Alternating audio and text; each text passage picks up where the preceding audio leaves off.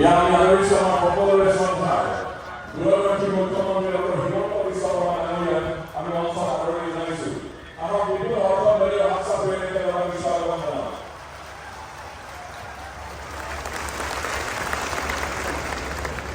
আজিৰ দিনটোত আমি ৩,৮০০ গৰাকী নিম্ন প্ৰাথমিক শিক্ষক, ১,৭৫০ গৰাকী উচ্চ প্ৰাথমিক শিক্ষক আমি ইউপি আমি নিযুক্তি দিয়াৰ বাবে ইয়াত সমবেত হৈছোঁ।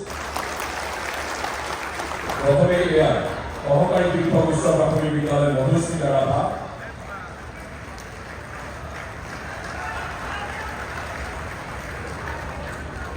নীলম গোস্বামী সহকাৰী শিক্ষক উচ্চ প্ৰাথমিক বিদ্যালয় কামৰূপ জিলা, উমেশ দলে কামৰূপ জিলা সহকাৰী শিক্ষক উচ্চ প্ৰাথমিক বিদ্যালয়,